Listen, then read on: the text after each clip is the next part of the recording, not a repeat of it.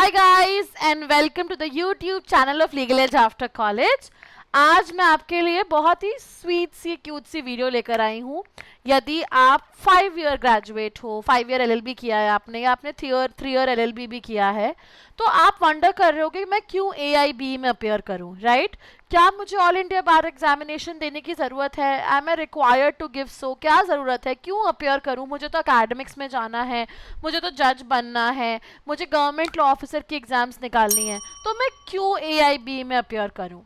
तो आज इस स्पेसिफिक वीडियो में मैं आपको स्पेसिफिकली बताने वाली हूँ top 5 reasons to appear into AIB. क्यों आपको एआईबी में अपेयर करना चाहिए? क्या ये सिर्फ एक मेयर क्वालिफिकेशन एग्जाम है या फिर ये बहुत इंपॉर्टेंट एग्जाम होती है? बहुत बच्चे इसे लाइटली लेते हैं और इसके बारे में नहीं सोचते, इसके बारे में थॉट नहीं देते हैं। लेकिन let me tell you today why it is very important to appear into AIB, right? सबसे पहले लॉयर वर्सेस एडवोकेट की जर्नी आप तय करते हो जैसे ही आप एआईबी निकाल देते हो। बहुत बच्चों को ये नहीं पता होगा कि जब हम अपना ग्रेजुएशन कंप्लीट करते हैं, एलएलबी कंप्लीट करते हैं, चाहे 3 ईयर हो चाहे 5 ईयर हो, we are not eligible to be called as advocates, we are mere lawyers here. पता है हम लॉयर से एडवोकेट कैसे बनते हैं? हम लॉयर से एडवोकेट तब बनते हैं जब हमारा सर्टिफिकेट ऑफ प्रैक्टिस इशू होता है from all India bar examination. तो यदि आपको लिटिगेशन करना है, if you want to practice in a court, चाहे डिस्ट्रिक्ट कोर्ट हो, चाहे हाई कोर्ट हो, चाहे सुप्रीम कोर्ट हो, चाहे कोई ट्रिब्यूनल हो, if you want to file a वकालतनामा of your name in the court, you have to have all India bar examination का सर्टिफिकेट। जब तक आपके पास सर्टिफिकेट नहीं होगा तब तक आप एलिजिबल नहीं हो to stand before the court and argue. तो वो जो लॉयर से एडवोकेट बनने की जर्नी है ना, वो तुम तय करते हो जब तुम्हारे पास ऑल इंडिया बार एग्जामिनेशन निकालने के बाद सर्टिफिकेट ऑफ प्रैक्टिस होता है। तो सबसे पहला बेनिफिट नहीं बोलूंगी, मिनिमम क्वालिफाइंग क्राइटेरिया बोलूंगी। कभी भी इन फ्यूचर लिटिगेशन करना है, लिटिगेशन के बारे में सोच रहे हो, प्रैक्टिस करने के बारे में सोच रहे हो, irrespective of the court you want to go in, you have to appear into AIB.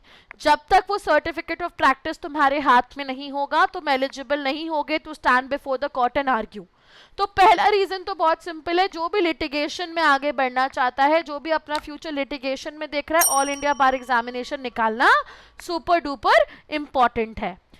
Second, यदि आप लिटिगेशन में अपना रास्ता नहीं भी देख रहे हो, यदि आप लिटिगेशन में अपना करियर नहीं भी देख रहे हो, you still want to go for a government job under LLB sector, तो चाहे आईबीपीएस एसओ हो, चाहे जैग हो, चाहे दूसरी गवर्नमेंट ऑफिसर्स की एग्जाम हो, for maximum of the exam the minimum eligibility criteria is AIBE registration।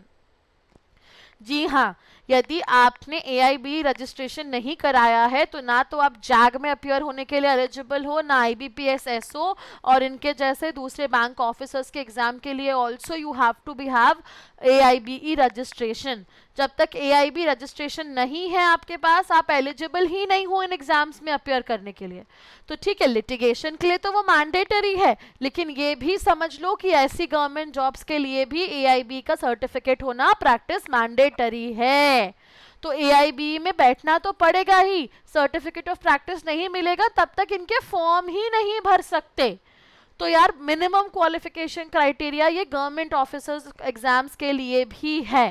Then जो अभी इतना ज़्यादा हाइप्ड चल रहा है, यदि तुम जुडिशरी भी आगे चल के देना चाहते हो तो भी तुम्हें 3 ईयर का मिनिमम एलिजिबिलिटी क्राइटेरिया चाहिए, है ना, प्रैक्टिस का। वो कैसे मिलेगा?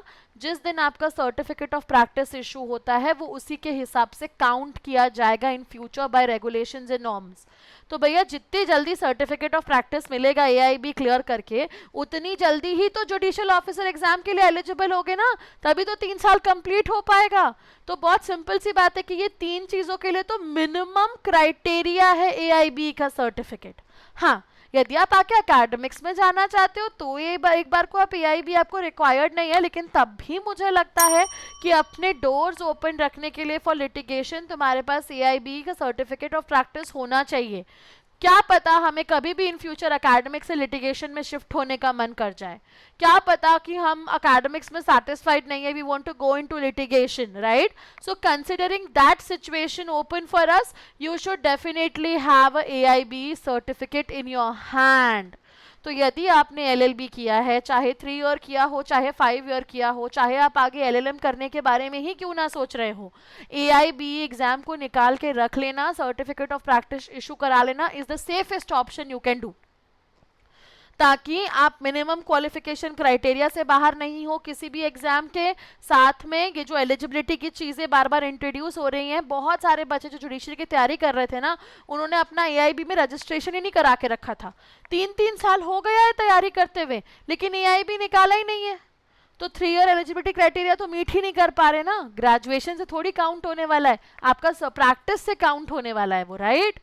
तो ये बहुत ज़रूरी है कि हम एआईबी को क्वालिफाई कर लें, निकाल के रख लें। एक मेयर क्वालिफिकेशन एग्जाम है, हमें इसका प्रिपरेशन करना चाहिए ढंग से। ओपन बुक एग्जाम है, बट स्टिल ट्रिक्स टिप्स और टेक्निक्स तीनों रिक्वायर्ड होती हैं to clear this specific examination everyone.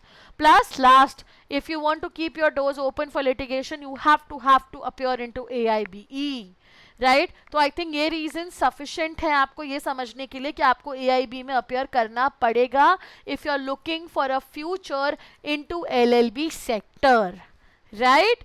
That's it for this specific video. All the best and take care. और कोई डाउट्स है यदि एलएलबी को लेकर या एआईबी को लेकर, तो प्लीज कमेंट सेक्शन में पक्का बताना। वीडियो को लाइक कर दो और चैनल को सब्सक्राइब कर दो, क्योंकि एलिजिबिलिटी क्राइटेरिया, प्रिपरेशन स्ट्रैटेजी, सबकी वीडियोस आपको कहाँ मिलेंगी? लीगल एज आफ्टर कॉलेज के यूट्यूब चैनल पे। All the best everyone, bye bye.